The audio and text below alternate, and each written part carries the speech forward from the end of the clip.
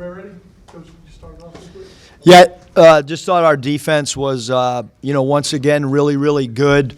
We had a goal coming into the game to try to hold number 4, Saeed Pritchett, to 13 or less. He ended up getting 15.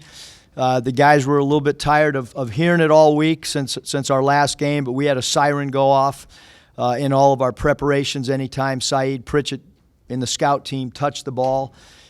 Just to make sure that we did not allow a guy that came in here as one of the nation's leading scorers to get clean looks. And I thought, his 7 turnovers was really, really vital for us defensively. And, we did not shoot the ball well at all. We weren't pretty offensively tonight.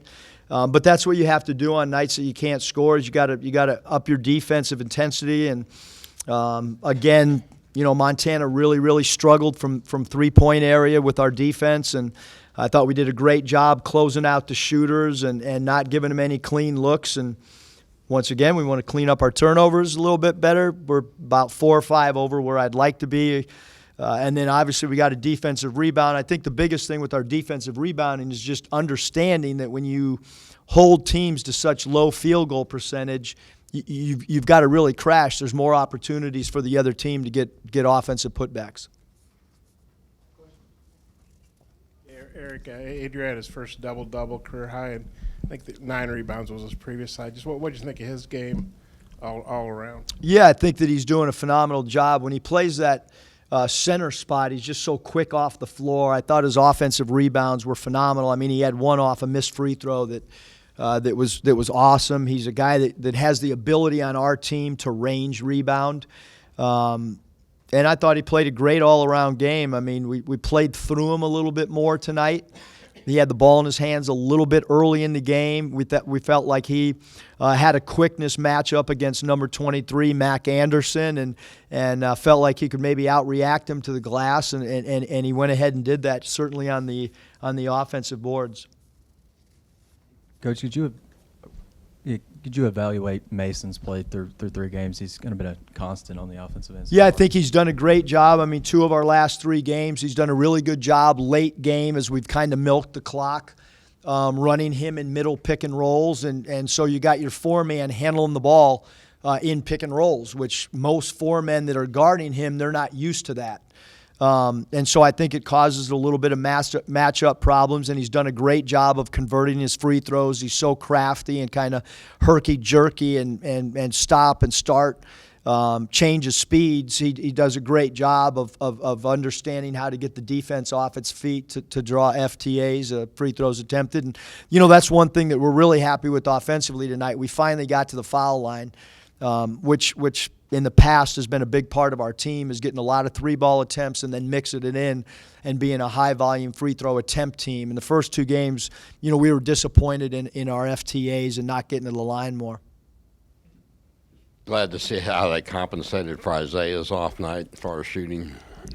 I thought Isaiah was off the charts great defensively. I mean, he guarded Pritchett some. He guarded Manuel, who's a transfer from Oregon State, and a guy that had some good years for the Beavers in Oregon State, and sometimes your shot just doesn't fall. We didn't tell him to stop shooting. We wanted him to continue to shoot, but again, he rebounded the basketball and thought he did a really, really great job for us defensively. Who played Saeed on your scout team? Where do you get a siren for practice? And I guess who did you think did the best? You guys were switching around, obviously. Who all did you think did a good job on him? Jimmy Witt started on him and guarded him a lot. Then Mason went to him about the 10-minute mark, 11-minute mark of the second half, and did a really, really good job. And then Isaiah was on him a little bit. So that whole group, and Pat Eckerman somehow found a siren somewhere, and we were able to utilize that. Who played him in practice?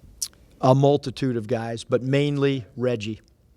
Yep, we felt like Pritchett was strong, and he plays in the mid-post so much that we thought Reggie would be a good look for us.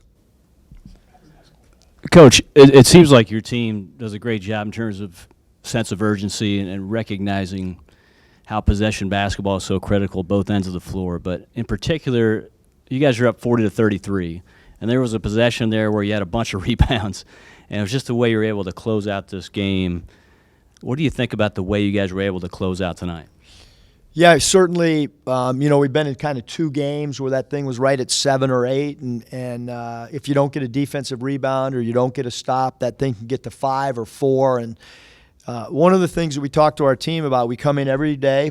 First thing we do at practice, we start talking about the upsets around the country that happen, or teams that let people hang around and don't close games, and then they look up at the scoreboard and you're like, wow, we just lost a game.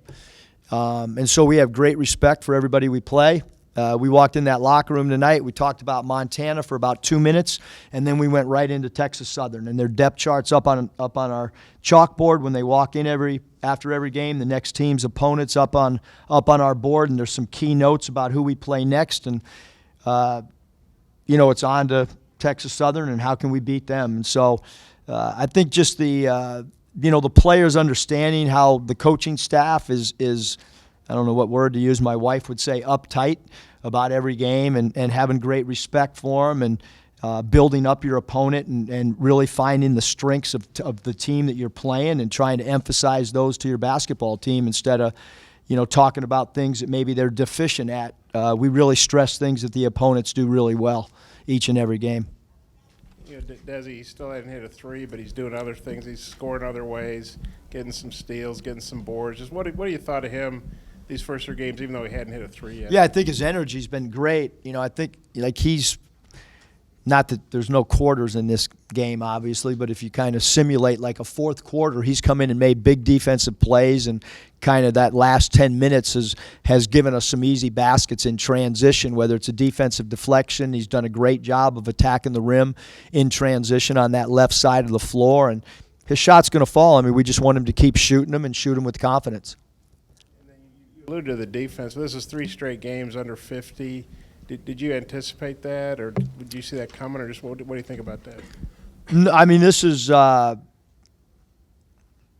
they've really bought into the game plan defensively. Hopefully we can keep buying in on a nightly basis. But I think they really like playing defense. I think they've really quickly got a grasp of what we're trying to do defensively. And there's areas we got to get better.